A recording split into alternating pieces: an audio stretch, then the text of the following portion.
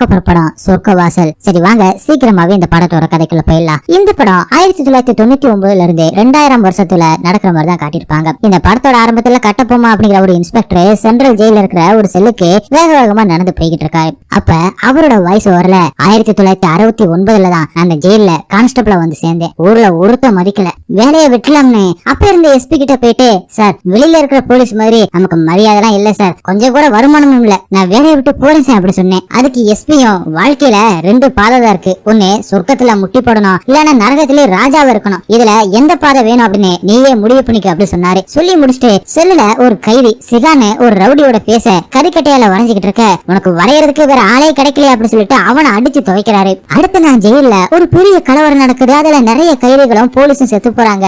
Jail பிளவு ரத்த ஆறா ஓடுது. லாரியை வச்சு புணங்களை அள்ளிட்டு போறாங்க. அங்கே கட் பண்ணி கொஞ்சம் மாசம் கழிச்சு 2000 ஆண்டை காட்டுறாங்க. 8 மாசத்துக்கு முன்னாடி தமிழ்நாட்டை அதிர்ச்சிக்குள்ளாக்கிய சென்ட்ரல் ஜெயில் கலவரத்தை பத்தி நாங்க ஆட்சிக்கு வந்த உடனே விசாரணை கமிஷன் வச்சு உண்மை என்ன அப்படிங்கறத கண்டுபிடிப்போம் அப்படின்னு சொன்ன தேர்தல் வாக்குறுதியை நிறைவேற்றுறதுக்காக ஆளுங்கட்சி அமைச்சர் மயில்வாகனம் இஸ்மாயில் தலைமையில ஒரு குழு அமைச்சிருக்காரு அப்படின்னு சொல்லிட்டு நியூஸ்ல சொல்லிக்கிட்டு இருக்காங்க. அடுத்த நாள் இஸ்மாயிலும் அந்த கலவரத்துக்கு சம்பந்தப்பட்டவங்கள ஒரு லிஸ்ட் போட்டு வச்சுக்கிறாரு. முதல்ல அந்த ஜெயில இருக்கிற கட்டபொம்மனை கூப்பிட்டு விசாரிக்க ஆரம்பிக்கிறாரு. அவரும் அந்த கலவரத்தை பத்தி தெரிஞ்சுக்கணும்னா அதுக்கு காரணமான சிகாமணியை பத்தி ஃபர்ஸ்ட் தெரிஞ்சுக்கணும் அப்படின்னு சொல்லி சிகாமணியை பத்தி சொல்ல ஆரம்பிக்கிறாரு. அப்படியே அந்த சீனை காட்டுறாங்க. இந்த சிகா என்கிற சிகாமணி ஹார்பர் காசிமேட்ல டாப்ல இருந்த ரவுடி, ஸ்மக்லிங் பவுடர்னு ஆரம்பிச்சவன் அரசியல்வாதிகளோட கையை கொத்திக்கிட்டு பெரிய புள்ளியானா. அவன் எப்ப ஜெயிலுக்கு வந்தாலும் 2 நாள்ல வெளியில வந்துடுவான். அந்த அளவுக்கு செல்வாக்கு படைச்சவன். ஆனா கடைசி தடவை செல்வாக்கு அவனுக்கு கை கொடுக்கல, ஜெயிலுக்குள்ளேயே மாட்டிக்கிட்டான். ஆனா ஜெயில உட்காந்துக்கிட்டே ஒட்டுமொத்த சிட்டியுமே கண்ட்ரோல் வச்சிருந்தான். சிகா ஜெயில நம்பினது 3 பேக்க தான். ஒண்ணு ஹென்றி, அவன் ஆப்பிரிக்கா பையன், ட்ரக்கேஸ்ல உள்ள வந்து மாட்டிக்கிட்டு ரொம்பவே ஃபீல் பண்ணிக்கிட்டு இருந்தான்.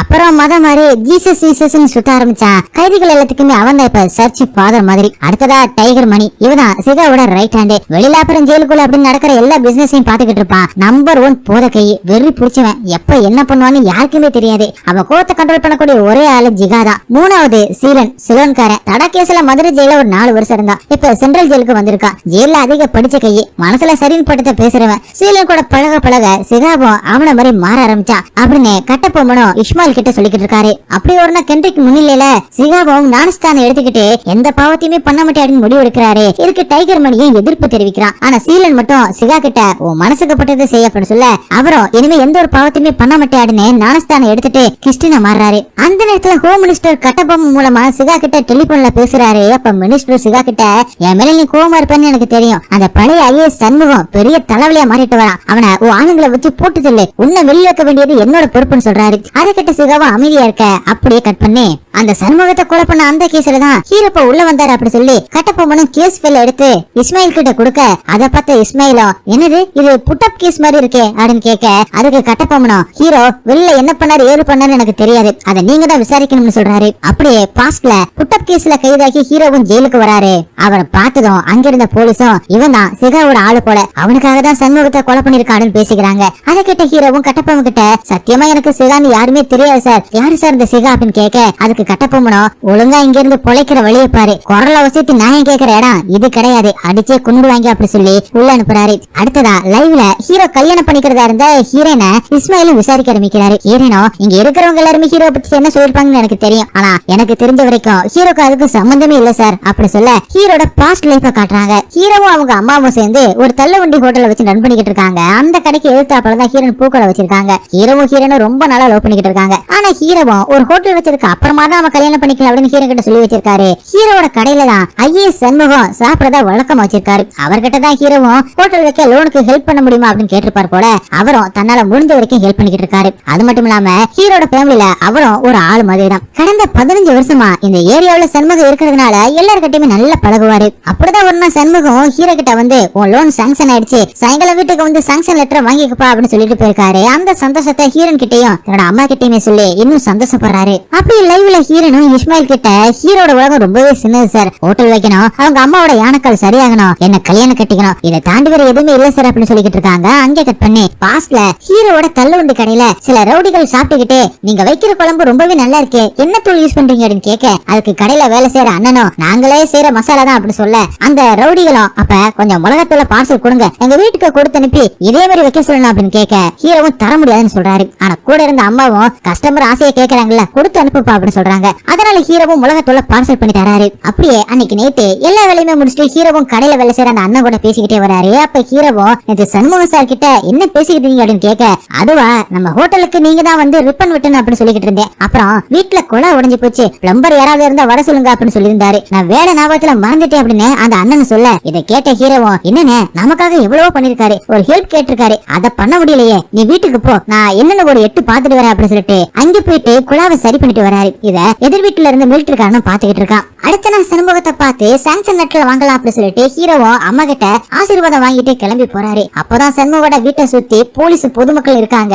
கூட்டத்துல போய் எட்டி பார்க்கும் போதுதான் சண்முகம் வெட்டப்பட்டு செத்து போய் கிடக்கிறத ஹீரோவும் பார்த்துட்டு அதை வீட்டுக்கு வந்து அம்மா கிட்டயும் ஹீரோ கிட்டயும் சொல்றாரு. அதை கேட்ட அவங்களும் அதிர்ச்சி ஆகிறாங்க. இந்த பக்கம் சண்முகோட வீட்டை சுத்தி மிளகாத்தூளை கொட்டி இருக்கவும் மோப்பனால கொலையாளி யாரு அப்படின்னு கண்டுபிடிக்க முடியல. எந்த ஒரு பிங்கர் பிரிண்ட்ஸும் ஃபாரன்சிக் ஆளுங்களுக்கும் கிடைக்கல. இப்ப இஸ்மாயிலும் சண்முக கேஸை விசாரிச்சுக்கிட்டு இருந்த அந்த இன்ஸ்பெக்டரை விசாரிக்க வர அவரும் ஹீரோவை நான் நேர்ல பலமுறை பார்த்திருக்கேன், அவசரப்பட்டு எல்லாருமேலையும் கை வச்சிருவான் அப்படின்னு சொல்லிட்டு அப்படியே ஒரு பிளாஷ்பேக் போறாங்க. அதுல நிறைய நாள் இந்த இன்ஸ்பெக்டர் ஓசி சாப்பாடு வாங்குறதுக்காக ஹீரோட கடைக்கு வரும்போதெல்லாம் அவரை வேணும்னே ஹீரோ வெயிட் பண்ண வச்சுட்டு தான் சாப்பாட்டை கட்டி கொடுப்பாரு. அதனாலே இந்த இன்ஸ்பெக்டருக்கு ஹீரோ மேல ஒரு காண்டு. ஹீரோவும் தள்ளுவண்டி கடையில சாப்பிட வந்த அந்த ஏரியா பேசிக்கிட்ட யாரு சார் சமூகத்தை கொண்டிருப்பாங்க, அதை கண்டுபிடிச்சீங்களா சார் அப்படின்னு கேட்க, பேசியும் தேடிக்கிட்டு இருக்கோம், சீக்கிரமா கண்டுபிடிச்சுவோம் அப்படின்னு சந்தேகப்படுற மாதிரி யாராவது இந்த கடைக்கு வந்தாங்களா அப்படின்னு கேட்க, அப்பதான் கடையில வேலை செய்ற அந்த அண்ணனும் ஆமா சார் அவங்க இட்லி தோசை தான் பார்சல் வாங்கிட்டு போவாங்க, ஒருத்தன் மிளகாத்தூளை வாங்கிட்டு போனா சார் அப்படி சொல்ல, உடனே அந்த பேசியும் ஹீரோட கடையில தான் அந்த மிளகாத்தூளை வாங்கிட்டு போயிருக்காங்க அப்படின்னு அந்த ஏரியா இன்ஸ்பெக்டருக்கு தகவலை சொல்ல, உடனே இன்ஸ்பெக்டரும் சண்முகத்தோட பக்கத்து வீட்டுக்காரனை கூப்பிட்டு ஹீரோ கொலை நடந்த அன்னைக்கு சண்முகத்தோட வீட்டுக்கு வந்துட்டு போனானா அப்படின்னு கேட்க, ஆமா சார் அன்னைக்கு நைட்டு தான் வந்துட்டு போனாரு, நான் என் கண்ணால பார்த்தேன் அப்படி சொல்ல, இன்ஸ்பெக்டர் ஹீரோவை கைது பண்ணி கூட்டிட்டு போயிட்டு உரி உரிக்கிறாரு. இந்த விஷயத்தை கேள்விப்பட்ட ஹீரோட அம்மாவும் போலீஸ் ஸ்டேஷனுக்கு வந்து என் புள்ள அப்படிலாம் பண்ணிருக்க மாட்டான் சார் அப்படின்னு சொல்ல, அந்த இன்ஸ்பெக்டரும் அவங்களுமே அசிங்கமா பேச கடுப்பான ஹீரோவும் இன்ஸ்பெக்டர் அடிக்கிறாரு. ஒரு போலீஸ் மேலே கை வைக்கிறியா, நீ தான் சண்முகத்தை கொலை பண்ணிருக்க, இப்ப என்னையுமே கொல்ல வந்திருக்க, அதுக்கு இங்க இருந்தவங்க எல்லாருமே சாச்சின்னு சொல்லி ஹீரோவன் ஜெயில தள்ளி இருக்கான் அந்த இன்ஸ்பெக்டர். அதே நேரத்துல ஹீரோவை எப்படியாவது வெளியில எடுக்க முடியுமா அப்படின்னு சொல்லிட்டு ஹீரோட அம்மாவும் ஹீரோனும் வக்கீல வச்சு முயற்சி பண்ணிக்கிட்டு இருக்காங்க. ஜெயிலுக்கு வந்ததும் சும்மா இல்லாம ஹீரோ ஜிகாவை பத்தி விசாரிக்க ஆரம்பிக்கிறாரு. அது சிகாவோட ஆளுங்களுக்குமே தெரிய வர அவங்கள ஹீரோ வந்து மிரட்டிட்டு போறாங்க. அந்த நேரத்துல ஜெயில கட்டப்பொம்மை எஸ்பி ஆக வேண்டியது, ஆனா சிகாவை அடிக்க திகார் ஜெயில தன் கைக்குள்ள வச்சிருந்த சுனில் குமார எஸ்பியா போடுறாங்க. இதனால கட்டப்பொம்மனு கொஞ்சம் கடுப்பாகிறாரு. சுனிலும் எஸ்பியா பொறுப்பிச்சதுக்கு அப்புறமா அங்க இருக்கிற கைதிங்க கிட்ட இங்க நீங்க எந்த ஒரு தப்பு பண்ணிட்டு வந்திருந்தாலும் சரி, இங்க இருந்து நீங்க வெளியில போகும்போது திரும்பிதான் போகணும் அப்படின்னு ஒரு ஸ்பீச்சை கொடுக்கறாரு. கொஞ்ச நாள் போனதுக்கு அப்புறமா எஸ்பிக்கு ஜெயில் மொத்தமும் சிகாவோட கண்ட்ரோல் இருக்கிறத தெரிஞ்சுக்கிட்டு சிகாவை பார்த்து இந்த ஜெயில் போலீஸ் கண்ட்ரோல் தான் இருக்கணும், நீ தனியா ஒரு சாம்ராஜ்யம் வச்சு நடத்தக்கூடாது, உன்ன மாதிரி நிறைய பேரை நான் திகார்ல பாத்துட்டேன், இக்கூட உனக்கு சண்டை, அதனால நீ பண்ற எல்லா திருட்டு தனியும் ஸ்டாப் பண்ண போறேன் அப்படின்னு பில்டப் பண்ணிக்கிட்டு இருக்க, ஆனா உன் ஆளுங்க இப்பவுமே ஜெயில ட்ரக்ஸ ஓட்டிக்கிட்டு தான் இருக்காங்க அப்படின்னு சொல்ல, அதை கிட்ட சிகாவும் இந்த ஜெயில எவன் எதை ஓட்டுறான் அப்படின்னு எனக்கு தெரியும், அத நீ கண்டுபிடி, அதுதான் உன்னோட வேலை, இங்க நானும் என் பசங்களை எதுவுமே ஓட்டல, அதுக்கு நான் கேரண்டி அப்படின்னு சொல்லிட்டு போக, அப்படியே அன்னைக்கு நைட்டு ஜெயில் கைதிகளுக்குள்ள குத்து சண்டை போட்டி ஒண்ணு நடந்துகிட்டு இருக்கு. அதுல டைகர் மணி எதிர்த்து நின்னுவன டைகர் மணி போட்டு பொழந்து எடுக்கிறான். அந்த நேரம் பார்த்து ஹீரோ சிகாவை கண்டுபிடிச்சு அவங்க கிட்ட பேச ட்ரை பண்ணிக்கிட்டு இருக்காரு. இத பார்த்த சிகாவோட ஆளுங்களும் டைகர் மணி கிட்ட ஹீரோவை தள்ளி விட அவனும் ஹீரோ போட்டு அடி பொழக்கிறான். அதுக்கப்புறமா ஹீரோவும் பிளான் பண்ணி மணியை அடிச்சு படுக்க வைக்க மணியோட ஆளுங்களும் இப்ப ஹீரோவை அடிக்க ஆரம்பிக்கிறாங்க. அதை பார்த்த சிகாவும் உள்ள புகுந்து அவங்கள தடுத்து நிறுத்தி சும்மா இருந்தவனை உள்ள தூக்கி போட்டா அடிக்கதான் செய்வான், சண்டெல்லாம் முடிஞ்சு போச்சு போங்க போங்க அப்படின்னு அவங்கள அனுப்பி வச்சுட்டு ஹீரோவை தூக்கி விடுறாரு. அப்பதான் ஹீரோவும் சிகாவை பார்த்து இவ்வளவு நேரம் என்ன பண்ணிட்டு இருந்த, இப்ப வந்து டிராமா போடுறியா, நீ கொலை பண்ணதுக்கு நான் இதுக்கு ஜெயில கடந்து சாகணும் அப்படின்னு சொல்லிட்டு சிகாவோட சட்டையை பிடிச்சி கேட்டுக்கிட்டே அப்படி மயங்கி கீழே விழ அதை பார்த்துட்டு சிகாவா அங்கிருந்து போறாரு. இந்த பக்கம் அடி வாங்கின அவமானத்துல டைகர் மணி பவுடர் எழுத்துக்கிட்டு இருக்க அவனோட ஆளுங்களும் சிகானை நமக்கு என்ன சப்போர்ட் பண்ணணும், அதை விட்டுட்டு புதுசா வந்து சப்போர்ட் பண்றாரு அப்படின்னு ஏத்தி விட்டுக்கிட்டு இருக்காங்க. அதனால மணியும் சிகாவுக்கு தெரியாம உள்ள ட்ரக்ஸை இறக்குறான். இந்த விஷயம் எஸ்பி சுனிலுக்கு தெரிய வர ஜெயில மூல முடுக்குல இருந்த எல்லா ட்ரக்ஸையுமே தோண்டி எடுத்து கடைசியில சிகாவன் ஜட்டியோட நிக்க வச்சு செக் பண்றாரு. இதனால சிகாவு ரொம்பவே மனசுடைஞ்சு போயிடுறாரு. அப்படியே கென்ட்ரிக்ஸ் கிட்ட உட்காந்து முன்னாடி என் கண்ணை பார்த்து பேச தில்லெல்லாம் கூட இப்ப நம்ம முறைச்சிட்டு போறாங்க, நடக்கிறதெல்லாம் இப்படி கையை கட்டி பாக்குற மாதிரி ஆயி போச்சு அப்படின்னு சரியான பாதையில தான் போறோமா அப்படின்னு குழப்பமா இருக்குன்னு சொல்ல கடவுள் எப்பவுமே சோதனையை தான் கொடுப்பாரு, அப்பதான் நல்ல வழியில நடக்க முடியும் அப்படின்னு கென்ட்ரிக்ஸ் சொல்லி ஆறுதல் படுத்துறான். அதை கேட்ட சிகாவும் நீ சொல்றது எதுவும் எனக்கு புரியல, கடவுள் இருக்காரா இல்லையான்னு தெரியல, ஆனா எனக்கு நீதான் ஜீசஸ் அப்படின்னு சொல்ல அங்கே கட் பண்ணி இப்ப லைவ்ல கட்டப்பொம்மனும் ஜெயில எத்தனை பேர் சிகாவுக்கு ஆகாதவங்க இருந்தாலும் சுனில் ஹீரோ சூஸ் பண்ணாரு. ஹீரோ மணிக்கிட்ட அடி வாங்கி உயிருக்கு போராடிக்கிட்டு இருக்கும்போது சுனில் தான் காப்பாத்தி ட்ரீட்மெண்ட் பண்ணி ஹீரோவை கிச்சன்ல தூக்கி போட்டாரு. அப்பதான் ஹீரோவும் சுனில் கிட்ட அம்மாவை பாக்கணும் அப்படின்னு சொன்னதா சொல்றாரு. அங்கே கட் பண்ணி இப்ப பாஸ்ட்ல கட்டப்பொம்மனும் ஹீரோவை கூட்டிட்டு வந்து கிச்சன்ல இருக்கிற பசல் பாய் கிட்ட விட்டுட்டு அப்படியே அங்க இருக்கிற ரங்குவை கண்ணத்துல தடவிக்கிட்டு என்னமா ரங்கு அப்படின்னு விசாரிக்க அதை பார்த்த பசலும் சவுண்ட் விட கட்டப்பொம்மனும் ரங்குவை விட்டுட்டு போறாரு. ரங்கு ஒரு திருநங்க மாதிரி. அடுத்ததா இஸ்மாயிலோ ரங்குவை விசாரிக்கிறாரு. அப்பதான் ரங்குவும் ஹீரோக்கு ஜெயில பெருசா முழுசா பிரின்சிபல் கிடையாது சார். ஒண்ணுனா இன்னொன்னு மோகன் அண்ணன். மோகன் அண்ணனோட பொண்ணோட கேஸ்ல அவரே உள்ள தள்ளிட்டாங்க. உள்ள வந்து பவுடருக்கு அடிமை கொஞ்சம் மெண்டல் ஆயிட்டாரு. அடுத்ததா பஷீர், அவர் தான் ஜெயிலோட குக்கர். இந்த ஜெயில அதிக வருஷம் இருந்ததே குக்கர் தான். அதனால அவர் சொன்ன எல்லாருமே கேட்பாங்க. ஹீரோவும் அப்படிதான். கிச்சனுக்கு வந்ததுக்கு அப்புறமா தான் ஹீரோ நிம்மதியா இருந்தாரு. அவருக்கு பிடிச்ச சமையல செய்ய ஆரம்பிச்சாரு அப்படின்னு சொல்ல அந்த சீனை காட்டுறாங்க. ஹீரோட சமையல எல்லாருமே ரசிச்சு சாப்பிடுறாங்க. ஜெயில் முழுக்க ஹீரோட கை பக்குவத்தை பத்தி தான் பேசிக்கிறாங்க. இந்த செய்தி சிகாவுக்கும் வருது. ஹீரோட நல்ல சமையல பார்த்த பஷீரும் ஹீரோ கிட்ட தினமும் இப்படி வாய்க்கு ருசியா சமைச்சா என்னாகும், இது ஒரு நல்ல இடம்னு மனசுல பழகி போயிடும். இங்க 30 வருஷம் இருந்து பாரு உனக்கு புரியும் அப்படின்னு தன்னோட ஆதங்கத்தை சொல்றாரு. அப்படி அடுத்த நாள் கட்டப்பொம்மன ஒரு வாக்கி டாக்கிய ஏவன் செல்ல இருக்கிற எதிர்கட்சி எம்எல்ஏ 3 பேர்கிட்ட கொடுத்து ஏதாவதுன்னா என்ன கூப்பிடுங்க அப்படின்னு சொல்லிட்டு இருக்காரு. அந்த நேரத்துல ரங்குவும் அந்த எம்எல்ஏகளுக்கு எல்லா பணி உடைமை செஞ்சுக்கிட்டு இருக்கான். அதே நேரத்துல எம்எல்ஏகளுக்கு சாப்பாடு எடுத்துக்கிட்டு வந்த ஹீரோ ரங்குவை பார்த்து ஷாக் ஆகி அங்கிருந்து போறாரு. அப்படியே ரங்குவும் ஹீரோ கிட்ட வந்து நீ இதெல்லாம் பார்த்து தப்பா எடுத்துக்காத, அவங்களுக்கு தேவையானப்ப நான் பொம்பளை, தேவையில்லாதப்ப நான் ஆம்பளை அப்படின்னு சொல்லிட்டு இருக்க, நீ இனிமே இங்கெல்லாம் போகாத, அந்த மாதிரி எல்லாம் பண்ணாத அப்படின்னு ஹீரோ சொல்ல அதுக்கு ரங்குவும் அதான் நான் பாத்துக்கிறேன், நீ மட்டும் மத்தவங்க பாக்குற மாதிரி என்ன பாக்காம எப்பவும் போல என் கூட பேசு அப்படின்னு சொல்லிட்டு போறான். அடுத்ததா கலவரம் நடக்கிறதுக்கு 10 நாளைக்கு முன்னாடி ரோல் கார்டு எடுக்கும் போது 2 பேர் மிஸ் ஆகவும் அவங்க தேடி போலீஸும் ஜெயில் பிள்ளைய சுத்திக்கிட்டு தேடிக்கிட்டு இருக்காங்க. அந்த 2 பேரும் மோகனும் கென்ட்ரிக் தான். மோகன் போத தெளிஞ்சதுக்கு அப்புறம் தன்னோட பொண்ணை நினைச்சு அழுதுகிட்டு இருக்க அவருக்கு கென்ட்ரிக்கும் ஆறுதல் சொல்லிக்கிட்டு இருக்கான். அவங்க கண்டுபிடிச்ச எஸ்பி அட்டி பொழக்கிறாரு. இத பார்த்த கென்ட்ரிக்கும் இறக்கமில்லாம ஏன் எங்களை போட்டு சித்திரவதை பண்றீங்க அப்படின்னு கேட்க கடுப்பான எஸ்பியும் அவனோட பைபிள் எடுத்து இதெல்லாம் வச்சுக்க உனக்கு யார் பெர்மிஷன் கொடுத்தது அப்படின்னு அதை கிளிக்க போக கென்ட்ரிக்கும் கோவப்பட்டு எஸ்பியோட கழுத்தை நெரிக்க அதுக்கப்புறமா தான் தான் பண்ணது தப்பு அப்படின்னு உணர்ந்த கென்ட்ரிக்கும் அமைதியாகிறான். எஸ்பி மேலேயே கை வைக்கிறியாடுன்னு உன்னை என்ன பண்றேன்னு பாருன்னு சொல்லி அவனை தனி ரூம்ல போட்டு சாப்பாடு கூட கொடுக்காம அடிச்சு கொடுமை பண்ண கென்ட்ரிக்கும் துடிதுடிச்சு போறான். இந்த விஷயத்தை கேள்விப்பட்ட சிகாவும் கென்ட்ரிக்கு காவல்ல இருந்த அந்த போலீஸ் கிட்ட கொஞ்சம் பணத்தை கொடுத்து சாப்பாடு வாங்கி தர சொல்ல அந்த போலீஸும் பணத்தை வாங்கி வச்சுக்கிட்டு சரின்னு சொல்றான். ஆனா எதிர்பார்த்த விதமா எஸ்பி பண்ண அந்த கொடுமையால கென்ட்ரிக்கு அடிதாங்க முடியாம செத்தே போறான். அந்த போலீஸ் மூடி மறைச்சிடுது. அதனால சிகாவும் கடுப்பாகி சாப்பாடு வாங்கி தர சொல்லி காசை கொடுத்த அந்த போலீஸ அட்டி பொழந்து கட்டிட்டு உன்னை போட்டுட்டு அதுக்கப்புறமா அந்த எஸ்பி போடுறேன் அப்படின்னு சொல்ல அங்க வந்து சீரனும் இதனால ஒண்ணும் மாற போறது இல்ல, பாதிக்கப்பட போறது கென்ட்ரிக் மாதிரியான அப்பாவிகள் தான், நான் சொல்றதை கேளு அப்படின்னு அமைதிப்படுத்திட்டு சிகாவை தனியா கூட்டிட்டு வந்து இங்க என்ன நடந்தாலும் 4 சவத்துக்குள்ள முடிஞ்சிடும் அப்படி சொல்லிதான் அவனுக்கு ஆடுறாங்க. இன்னும் 10 நாள் கிறிஸ்துமஸ் வருது. அதனால கைதிகளுக்கு பே பண்ண சிஸ்டர்ஸ் வருவாங்க. அவங்க மூலமா நான் நம்பிக்கையான ஒரு ரிப்போர்ட்டர் வர வைக்கிறேன். அவங்க கிட்ட நீ எல்லா உண்மையும் சொல்லு, யாருக்காக இந்த கொலைகள்லாம் பண்ணின்னு சொல்லு, அப்படியே இங்க நடக்கிற அட்டுவலத்தையும் சொல்லு, அப்பதான் நமக்கு ஒரு நீதி கிடைக்கும் அப்படின்னு சீலன் சொல்ல சிகாவுக்கும் இதுதான் சரின்னு போடுது. சிகா எல்லாத்தையுமே வெளியில சொல்ல போறான் அப்படின்னு சொல்லிட்டு டிக்குக்கு தகவல் போக அவரும் எஸ்பிக்கு கால் பண்ணி சிகாவை வாயை திறக்காம பாத்துக்க, அதுதான் எல்லாத்துக்கும் நல்லது அப்படின்னு சொல்றாரு. அதே நேரத்துல கென்ட்ரிக்கு 10ஆம் நாள் காரியம் பண்ணணும் அப்படின்னு சொல்லிட்டு சிகாவும் கட்டபொம்மன் கிட்ட பர்மிஷன் கேட்டுட்டு அதுக்கு சமைக்கு ஹீரோ தான் வேணும்னு சொல்ல கட்டபொம்மன் எஸ்பி கிட்ட கேட்டு வாங்கி கொடுத்துட்டு ஹீரோவை பார்த்து கென்ட்ரிக்கோட காரியத்துக்கு சமைக்கணும் அப்படின்னு சொல்லிட்டு போறாரு.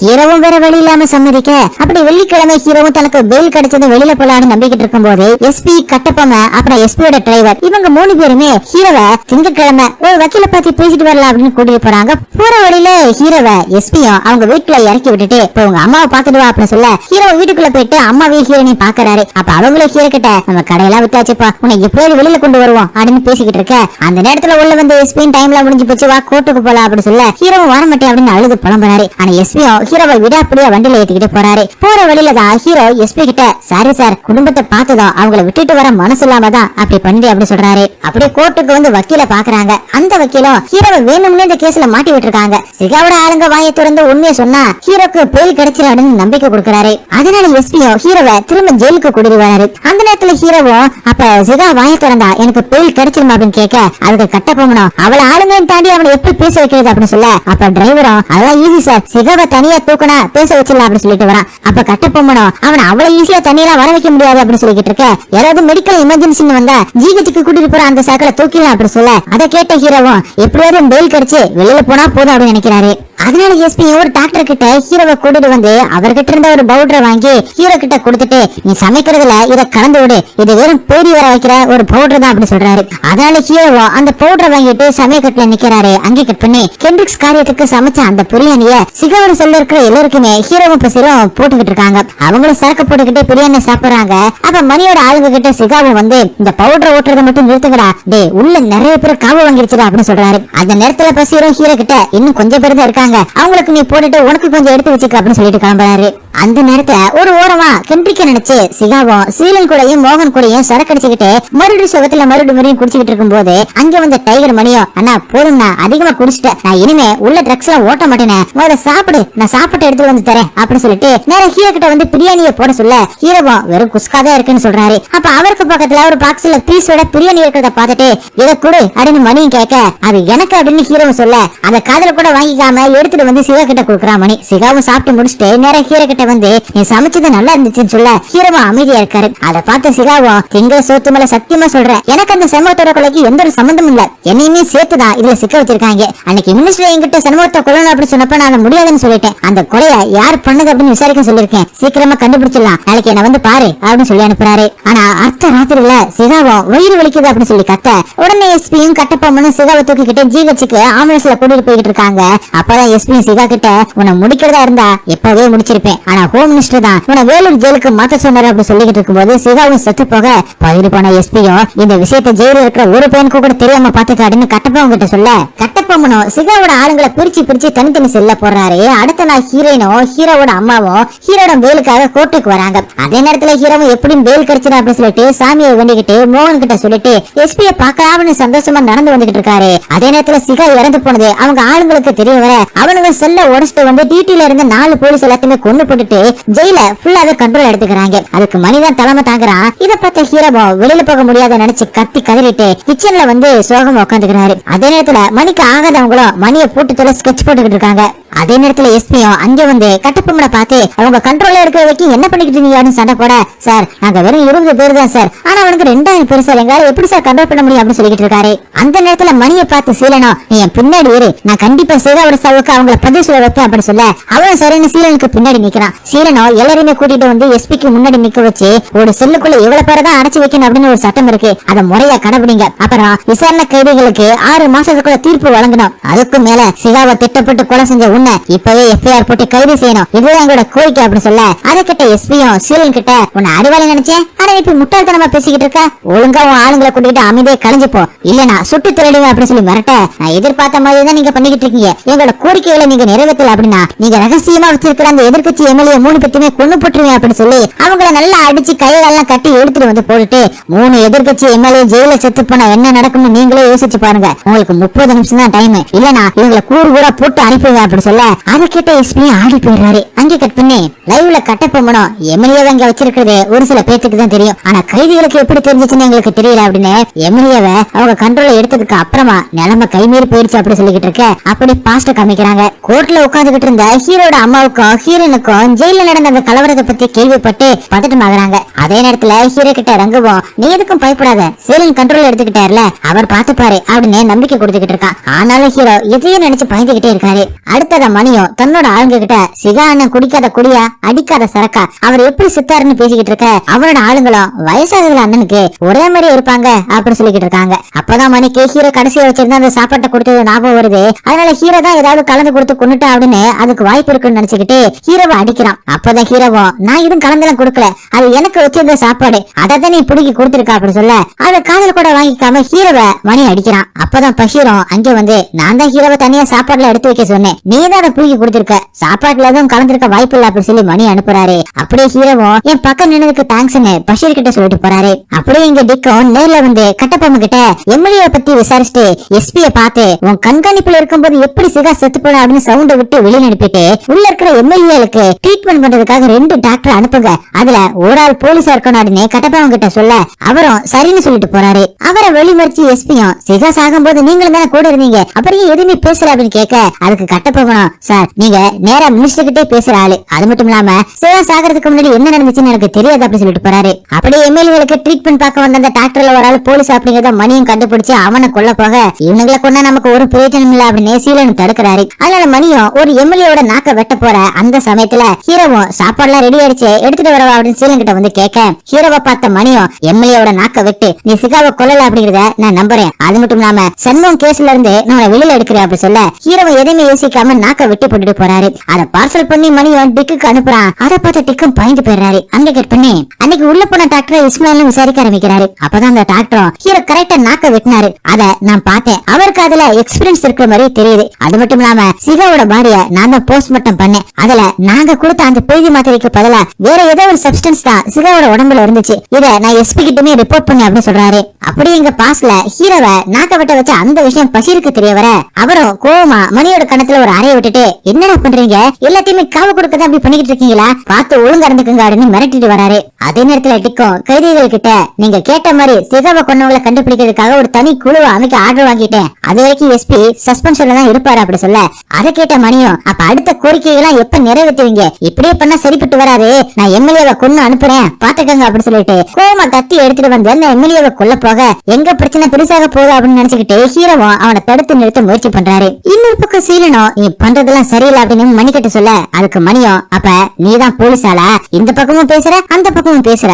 நீ கேட்ட எதுவுமே அவனுக்கு பண்ணல, ஆனா உனக்கு கோவமே வரல, உன் சிலன் புத்திய காட்டிட்டேல அப்படின்னு சொல்ல, சிலன்காரங்களை பத்தி உனக்கு என்னடா தெரியும், நான் உன்ன மாதிரி பவுடர் வச்சுட்டா உள்ள வந்தேன் அப்படின்னு சத்தம் போட்டுட்டு அங்கிருந்து வெளியில வந்து வன்முறை வேணாம் அப்படின்னு கொடியை பிடிச்சுக்கிட்டு அமைதியா போராட்டம் பண்ண ஆரம்பிக்கிறாரு. இன்னொரு பக்கம் எம்எல்ஏகளை கட்டி இழுத்துட்டு வந்து டிக்குக்கு முன்னாடி நிக்க வச்சுட்டு இன்னும் 1 மணி நேரத்துல அந்த எஸ்பி உள்ள தனியா வரணும், இல்லனா இவங்களோட உயிர் போயிடும் அப்படின்னு சொல்லி மிரட்டிட்டு எம்எல்ஏக்களை வேற இடத்துல தங்க வச்சுட்டு நம்ம ஆளுங்களை தவிர வேறு யாருமே வெளியில இருக்க கூடாது அப்படின்னு மணியும் தன்னோட ஆளுங்க கிட்ட சொல்ல, அவனுங்களும் அதே மாதிரி செய்யறாங்க. பிரச்சனை பெருசாகவும் மினிஸ்டர் அங்க வந்து டிக்கி கிட்ட அவங்க என்னையா கேக்குறாங்க அப்படின்னு கேட்க, எஸ்பி தனியா வரணும்னு சொல்றாங்க அப்படின்னு டிக்கும் சொல்ல, அனுப்பி வைக்க வேண்டியதாயா இல்லன்னா ஆட்சியே போயிடும், ஆக வேண்டியதை பாருங்க, இந்த பிரச்சனை எப்பயே முடியும் அப்படின்னு சொல்லிட்டு இருக்காரு. அந்த நேரத்துல பஷீரும் தன்னோட ஆளுங்க கிட்ட மணி பண்றதெல்லாம் பார்த்து பயமா இருக்கு, நாம சேஃபா இருக்கணும்னா 3 எம்எல்ஏக்களும் சேஃபா இருக்கணும் அப்படி சொல்ல, அதுக்கு ரங்கமும் அவங்களதான் மணி எங்க வச்சிருக்காரு தெரியலையே அப்படி சொல்ல, அந்த கூட்டத்துல இருந்த ஹீரோவும் அதை நான் கண்டுபிடிக்கிறேன் அப்படின்னு சொல்லிட்டு சாப்பாடு எடுத்துக்கிட்டு மணியோட ஆளுங்களையும் நேடி அந்த எம்எல்ஏகளை பார்த்து நான் உங்களுக்கு ஹெல்ப் பண்றேன் அப்படின்னு சொல்ல, அப்பதான் அவங்களும் கட்டப்பொம்மை கொடுத்த வாக்கி டாக்கி ஏவுன்னு சொல்ல இருக்கு, அதை எடுத்து போலீஸை கான்டாக்ட் பண்ணி மணியை முடிச்சு விடு, உன்னை வெளியில கொண்டு வருது உங்களோட பொறுப்பு அப்படி சொல்ல, அதை கேட்ட ஹீரோவும் அங்கிருந்து போக, அதே நேரத்துல இங்க மோகனும் மணி கிட்ட ஹீரோ பவுடர் பாத்ரூம்ல ஒளிய வச்சிருந்தான், அதை எடுத்து நான் அடிச்சேன் செம்ம போத, ஆனா என்ன அடுத்த நாளே வயிற்ற கலக்கிடுச்சு அப்படி சொல்லிக்கிட்டு இருக்க, அப்படியே அந்த சீனை காட்டுறாங்க. டாக்டரும் பவுடர் சாப்பாட்டுல கலக்க சொல்லி கொடுத்தா ரங்க கிட்ட ஹீரோவும் சொல்லிட்டு நான் அதை கலக்கல அப்படின்னு சொல்லிட்டு பாத்ரூம்ல வச்சுட்டு போயிருப்பாரு. அந்த நேரத்துல டாய்லெட்ல இருந்த மோகனும் அதை பார்த்துட்டு அந்த பவுடர் எடுத்து ட்ரக்ஸ் நினைச்சு அடிச்சுட்டு இப்ப அதை பத்தி மணிக்கிட்ட சொல்லிட்டு மீதி பவுடரை மணிக்கிட்ட கொடுக்க, அவனும் அதை மோந்து பார்த்துட்டு மாட்டுக்கு கொடுக்கற பேதி மருந்து இதை வச்சுதான் ஹீரோ சிவாவை கொண்டு இருக்கா அப்படின்னு தப்பா புரிஞ்சுக்கிட்டு ஹீரோவை கொள்ள தேடிக்கிட்டு இருக்கான். இந்த விஷயம் ஹீரோக்கும் தெரிய வர அவரும் மணியோட ஆளுங்களோட கண்ணுல படாம அந்த வாக்கி டாக்கி எடுத்து எஸ்பியை கான்டாக்ட் பண்ணி, சார் சிகாவை கொண்டது எதிர்கட்சி எம்எல்ஏக்கள் தான், நான் ஒரு நாள் சாப்பாடு எடுத்துட்டு போகும்போது அவங்க தான் சிகா வாக்குமூலம் கொடுத்தா நம்ம தலைவர் தான் மாட்டிப்பாரு, அதனால அவனை உள்ளே வச்சு முடிக்கணும் அப்படின்னு பேசிக்கிட்டு இருந்தாங்க, கண்டிப்பா அவங்க தான் சார், அது மட்டும் இல்லாம மணி நான் தான் சிகாவை கொண்டுட்டாரு தப்பா நினைச்சுக்கிட்டு கொல்ல வரா சார், என்னை காப்பாத்துங்க அப்படின்னு கெஞ்சிக்கிட்டு இருக்க, இத பசின்னு பாத்துட்டு நீ தான் அந்த போலீஸோட எளியா அப்படிங்கிற மாதிரி பாத்துட்டு போறாரு. அப்பதான் எஸ்பியும் என்னால மட்டும்தான் உன்னை காப்பாத்த முடியும், என்னை நம்பு, அந்த எம்எல்ஏஸ் இருக்கிற அந்த இடத்த மட்டும் சொல்லுன்னு சொல்ல, உங்களை எப்படி நான் நம்புறது, இங்க 20 பேத்துக்கு மேல செத்து போயிட்டாங்க, இங்க இருக்கிறவங்களுக்கு ஏதோ ஆகாதுன்னு சொல்லுங்க, அந்த எம்எல்ஏஸ் இருக்கிற அந்த இடத்த நான் சொல்றேன் அப்படின்னு சொல்ல, சரின்னு எஸ்பியும் வாக்கு கொடுத்துட்டு நேரா மினிஸ்டரை பார்த்து நாலு ஒருத்தன் உள்ள இருக்கான், அவன் மூலமா எம்எல்ஏஸ் இருக்கிற அந்த இடத்த நான் கண்டுபிடிச்சிட்டேன், என் கூட கொஞ்சம் போர்ஸ் மட்டும் அனுப்புங்க அப்படின்னு சொல்ல மினிஸ்டர் எஸ்பி கூட போர்ஸ் அனுப்புறாரு. ஒரு பக்கம் எஸ்பி டீமும் உள்ள போகுது கைதிகளை கொள்ள ஆரம்பிக்க, இன்னொரு பக்கம் ஹீரோவை கண்டுபிடிச்சு மணியை அடிச்சுக்கிட்டு இருக்கான். அதே நேரத்துல மணி ஆளுங்களும் கதற சத்தம் கேட்க தன்னோட ஆளுங்களை போலீஸ் அடிக்கிறாங்க அப்படின்னு சொல்லிட்டு மணியை அந்த பக்கமா போக மணியோட எதிரிய அவனை ஜெயிலே வச்சு கொண்டு போடுறாங்க. ஹீரோவை எழுந்து நடந்து வரும்போது பஷீரும் குண்டடி புட்டு கிடக்க அவரை காப்பாத்த ஹீரோவும் ட்ரை பண்றாரு. அப்பதான் பஷீரும் உன்னை நான் நம்பின பாரு, நீதானே சிகாவை போட்டது, நீதானே அந்த எலி அப்படின்னு சொல்லிட்டு செத்து போக சிகாவை நான் கொள்ளல அப்படின்னு கத்தி கதறி அழுதுகிட்டு இருக்காரு ஹீரோ. நிலைமை கைமீறி போயிடுச்சு, போன ஆளுங்களும் திரும்ப வரல அப்படின்னு கட்டப்பாங்க கிட்ட பவரை கொடுத்துட்டு உள்ள அனுப்ப அவரை உள்ள வந்து கேள்வி கூட கேட்காம மணியோட ஆளுங்களையும் சீலனையும் அவர் கூட இருந்த ஆளுங்களை சுட்டு தள்ளிட்டு கடைசியா மோகன் கிட்ட போக, அப்பதான் மோகனும் நீங்க சொன்ன மாதிரி நீங்க கொடுத்த அந்த பவுடரை அன்னைக்கு சிகாவுக்கு அலுவல கலந்து கொடுத்துட்டேன், அவனும் அதை சாப்பிட்டு செத்து போயிட்டான், இப்ப என் பொண்ணை பார்க்க நான் போலாமா அப்படின்னு கேட்க கட்டப்போகணும் போலாம் போலாம் அப்படின்னு சொல்லிட்டு மோகனையும் சுட்டு சாகரிக்கிறாரு. இன்னொரு பக்கம் எஸ்பியை பார்த்த ஹீரோவும் இங்க யாருக்கும் எதுவும் ஆகாதான்னு சொன்ன, ஆனா ஏன் பசீரை கொன்ன அப்படின்னு அவனை அடிச்சு போடுறாரு. அப்பதான் அங்க சிகாவோட ஆளுங்களும் எஸ்பியை அடிக்க வர, உங்களுக்கு எல்லாம் யார் சிகாவை கொண்டதுன்னு தெரியணுமா, அது மட்டும் இல்லாம இப்ப எம்ஏக்கு இருக்கிற அந்த இடத்தை யார் என்கிட்ட சொன்னதுன்னு உங்களுக்கு தெரியணும்ல அப்படின்னு அவங்களை டைவர்ட் பண்ண, அதை கேட்ட ஹீரோவும் நான் கொள்ளல அப்படின்னு சொல்லிட்டு எஸ்பியை குத்தி சாகடிச்சுட்டு வெளியில வர கட்டப்பொம்மனு எதிரில நிக்கிறாரு. அங்கே கட் பண்ணி அதை கேட்ட இஸ்மாயிலும் சிகாவை கொண்டது கட்டப்பொம்மன் தானே, அவர் பார்த்து பயப்படுறதானே அப்படின்னு ஹீரோ கிட்ட கேட்க, அதுக்கு ஹீரோவும் நான் ஏன் அவர் பார்த்து பயப்படணும், எனக்கு யாரு மேலுமே பயம் இல்ல அப்படி சொல்றாரு. இன்னொரு பக்கம் கட்டப்பொம்மன் கிட்ட எஸ்பியை கொண்டது ஹீரோ தானே அப்படின்னு போட்டு வாங்க பாக்குறாரு. அவரும் மனிதா அப்படின்னு சொல்லிட்டு வராரு. அப்படியே ஹீரோவும் இஸ்மாயில் கிட்ட சண்முகத்தை கொண்டது யாருன்னு தெரியாதுல, அதே மாதிரிதான் இதுவும் சிகாவை கொண்டது யாருன்னு யாருக்குமே தெரியாது, எனக்கும் தெரியாது அப்படின்னு சொல்லிட்டு வராரு. ஒரு பக்கம் ஹீரோ கட்டப்பொம்மனை இஸ்மாயில் கிட்ட இருந்து காப்பாத்துறாரு. அதே சமயம் கட்டபொம்மனை மாட்டி விடாம ஹீரோ இருக்காரு. இதெல்லாம் வச்சு பார்த்த இஸ்மாயிலும் அன்னைக்கு நடந்த அந்த கலவரத்துல ஹோம் மினிஸ்டருமே ஸ்பாட்ல இருந்திருக்காரு. அதனால ஏதோ ஒரு கவர் அப் நடந்திருக்கு. ஏன்னா இந்த அரசாங்கமே மாறினதுக்கு இந்த கலவரம் ஒரு காரணமா இருந்திருக்கு. கட்டபொம்மை மினிஸ்டரோட கட்சியை சேர்ந்தவர் அப்படிங்கறதாலதான் இன்னைக்கு எஸ்பியை ப்ரொமோட் ஆயிருக்காரு. இந்த சிறைச்சாலை தப்புக்கு தண்டனை கொடுக்குதா இல்ல இன்னும் தப்பு செய்ய தூண்டுதான்னு தெரியல. ஹீரோ ஜெயில இருந்துகிட்டு சொந்தமா ஒரு ஹோட்டல் ஆரம்பிச்சு தன்னோட அம்மாவையும் ஹீரோனையும் அதை பாத்துக்க சொல்லிருக்காரு. கட்டபொம்மை எஸ்பியா அவரோட வேலையை செய்ய ஆரம்பிச்சிருக்காரு. அப்பதான் முதல்ல கட்டபொம்மனும் இன்டர்கேஷன்ல சொன்னது ஞாபகத்துக்கு வருது. வாழ்க்கையில ரெண்டு பாதை இருக்கு. ஒண்ணு சொர்க்கத்துல முட்டி போடணும், இல்லனா நரகத்துல ராஜாவா இருக்கணும் அப்படின்னு சொன்னதை காட்டி அப்படியே இந்த கேஸ் முடிக்கிறாரு. அப்படி ஒரு பக்கம் சென்ட்ரல் ஜெயில கைதிகளை தன்னோட கண்ட்ரோல வச்சுக்கிட்டு தன்னோட குடும்பத்தோட இருக்க முடியலன்னு நினைச்சுக்கிட்டு இருக்காரு ஹீரோ. இன்னொரு பக்கம் கட்டபொம்மனும் அவர் ஆசைப்பட்ட மாதிரியே எஸ்பியா போஸ்டிங்க பாத்துக்கிட்டு இருக்காரு. அப்படியே இந்த படத்தை முடிக்கிறாங்க. ஓகே கைஸ், படம் உங்களுக்கு எந்த அளவுக்கு பிடிச்சிருந்துச்சு அப்படிங்கறத கமெண்ட்ல சொல்லுங்க. உங்களுக்கு இந்த வீடியோ பிடிச்சிருந்துச்சுன்னா உடனே ஒரு லைக் தட்டி விட்டுட்டு மறந்துடாம உங்க ஃப்ரெண்ட்ஸ்க்கு ஷேர் பண்ணுங்க. அட நம்ம சேனலை சப்ஸ்கிரைப் பண்ண மறந்துடாதீங்க. நெக்ஸ்ட் வீடியோல மீட் பண்ணலாம். Bye guys. ஒரு வித்தியாசமான ஒரு படத்தை வந்து கொடுத்திருக்காங்க. சோ அது நீங்க பழைய படம்லாம் எடுத்துக்கிட்டு ஜெயில நிறைய படங்கள்லாம் இருக்கும். பட் ஆனா இது சோ டிஃப்ரெண்டான ஸ்டோரியா இருக்கு. ஆர்ஜே பாலாஜி நல்லா பண்ணிருக்காரு. கருணாஸ் வந்து இதுல பயங்கரமான ஒரு பெர்ஃபார்மன்ஸ் கொடுத்திருக்காரு. நல்லா இருக்கு. ஒரு த்ரில்லிங் மைண்ட் செட்னா ஒரு த்ரில்லிங் எக்ஸ்பீரியன்ஸ், ஒரு வித்தியாசமான ஒரு கதைகளும் ஆக்ஷன் டிராமா மாதிரி பார்க்குறவங்க தான் படத்துக்கு வந்து பார்க்கலாம். இல்லை, இது it's a kind of documentary movie தான். ஆக்சுவலாக 1999 வந்து பார்த்தீங்கன்னா நம்மளுக்கு இங்கே சென்னை சென்ட்ரல் பிரிசனில் வந்து ஒரு ரியாட் ஒன்று நடந்துச்சு. அது நிறைய பேருக்கு தெரிஞ்சிருக்காது. அதை வந்து கொஞ்சம் கமர்ஷியலி மிக்ஸ் பண்ணி கொஞ்சம் கதைகளை மிக்ஸ் பண்ணி போட்டு எடுத்திருக்காங்க. அப்போ வந்து பார்த்தீங்கன்னா உங்களுக்கு பாக்ஸர் வடிவேலு அப்படின்ற ஒரு அக்யூஸ்ட் வந்து இறந்து போனார். அதை மையமாக வச்சு தான் இந்த கதையை எடுத்திருக்காங்க. இங்கேயும் வந்து ஒரு பெரிய கிரிமினல் வந்து இறந்து போகிறாரு. அப்புறமா ஒரு ஜெயிலில் வந்து ஒரு ரியாட் ஆகுது. அதில் ஒரு அப்பாவி மாட்டுறாங்க. அதுக்குள்ளே வந்து என்ன ட்விஸ்ட் அண்ட் டர்ன்ஸ் இருக்குது அப்படின்றத வந்து கதையை எடுத்திருக்காங்க. ஃபர்ஸ்ட் ஆஃப் வந்து பார்த்திங்கன்னா உங்களுக்கு கொஞ்சம் லேகாக போகுது, ஸ்லோவாக போகுது. அதுவும் வந்து நம்மளுக்கு வந்து ஆர்ஜே பாலாஜி இந்த கேரக்டரில் வச்சு நம்மளால் பார்க்க முடியல. ஸோ அதை ஏற்றுக்கிறதுக்கே கொஞ்சம் டைம் ஆகுது. பட் செகண்ட் ஆஃப் வந்து உள்ளே இருக்கிற ட்விஸ்ட் அண்ட் டர்ன்ஸ் கொஞ்சம் ரிவீல் பண்ணும் போது second half is quite engaging தான். பாட்டே இல்லாமல் 5 பாட்டு உங்களுக்கு 4 பாட்டு போட்டாலும் ஒரு 20-25 நிமிஷம். ஒரு பாட்டு கூட இல்லாமல் ஒரு 2.5 hour வந்து ஆடியன்ஸ் உட்கார வைக்கிறது மிகப்பெரிய விஷயம் தான். Hats off to the director. ஒரு டெபியூ டிரெக்டர் இந்த அளவுக்கு படம் எடுக்கிறதுலாம் நல்ல விஷயம் தான். என்ன ஆர்ஜே பாலாஜி கொஞ்சம் சிங்க் ஆகலை. பட் போக போக லைட்டாக தான் நம்மள அந்த கேரக்டர் அண்டர்ஸ்டாண்ட் பண்ணுறதுனால ஓகே, ஒன் டைம் வாட்சபிள். நல்லா இருக்கு படம், சூப்பராக இருக்கு. மியூசிக் வந்து சூப்பராக எடுத்திருக்காங்க. பேக்ரவுண்ட் மியூசிக்லாம் நல்லா இருக்கு. One time. ஆர்ஜே பாலாஜியை வந்து இந்த மாதிரி நீங்கள் பார்த்துருக்கவே முடியாது. ஸோ அந்த மாதிரி ஒரு டிஃப்ரெண்ட்டான ஒரு ஸ்டோரியை பண்ணியிருக்காங்க. இது பயங்கர டிஃப்ரெண்ட் பிரதர். நீங்கள் நினச்சது மாதிரி வேறு மாதிரி இருக்கும், இது வேறு மாதிரி மாறும். உங்களுக்கு நல்லா இருக்குது. கண்டிப்பாங்க, நல்ல படம். ஆனால் நல்லா இருக்குண்ணா, புது எக்ஸ்பீரியன்ஸு. தமிழ் சினிமாவில் இந்த மாதிரி ஒரு மூவி ரொம்ப நாள் ஆச்சு வந்து. ரொம்ப அருமையாக இருக்குது. டீம் ரொம்ப சூப்பராக பண்ணியிருக்காங்க. நல்லா இருக்குண்ணா. எல்லாமே சூப்பராக இருக்குது. ஒரு ஜெயிலுக்குள்ளே எப்படி இருக்குன்றதை கரெக்டாக சொல்லியிருக்காங்க. பயங்கரமாக சொல்லியிருக்காங்க. நல்லா இருக்குது. அதனால எல்லாரும் பார்க்கக்கூடிய ஒரு படம் இது. புதுசாக ஜெயிலுக்குள்ளே நம்மளுக்கு என்ன நடக்கும்னு தெரியாதுல்ல, அதை வந்து இதில் சொல்லியிருக்காங்க. ஸோ அது வந்து புது எக்ஸ்பீரியன்ஸாக இருக்குது. மேக்கிங்காக வந்து பயங்கரமாக இருக்குது. ஸோ அது வந்து சினிமாட்டோகிராஃபி இருக்கட்டும், மியூசிக் இருக்கட்டும், எடிட்டிங் இருக்கட்டும், எல்லாமே ரொம்ப ஸ்ட்ராங்காக இருக்குது. டைரக்ஷன் இருக்கட்டும், எல்லாமே செம்ம ஸ்ட்ராங்காக இருக்கிறதுனால மேக்கிங்காகவும் பவராக இருக்குது. ஸோ எல்லாம் இது ஒரு டிஃப்ரெண்ட்டான ஒரு இதுவாக இருக்கும். அது டிஃப்ரெண்ட்டான ஒரு எக்ஸ்பீரியன்ஸாக இருக்கும். கண்டிப்பாக எல்லோரும் பார்க்கக்கூடிய ஒரு படம். ஆவரேஜ் தான் படம். சும்மா வேணால் ஒரு தடவை பார்க்கலாம், டைம் பாஸ் ஆகலாம். நிறைய லாஜிக் மிஸ்டேக் இருக்குது படத்தில். இந்த ஜெயில் வந்து எப்படி வந்து ஒருத்தனை நல்லவனையும் கெட்டவனாக மாற்றுது அப்படின்ற மாதிரி ஒரு கான்செப்டில் எடுத்துருக்கிறாங்க. 1999 நடந்த சென்ட்ரல் ஜெயில் இஷ்யூவை தான் காமிக்கிற மாதிரி அப்படியே எடுத்துருக்கிறாங்க. நிறைய லாஜிக் மிஸ்டேக் இருக்குது படத்தில். சும்மா டைம் பாஸ்னால் நான் பார்க்கலாம், பட் ஃபேமிலியோடு பார்க்க முடியுமான்னு தெரியல. அந்தளவுக்கு வயலன்ஸ் ரொம்ப அதிகமாக இருக்குது.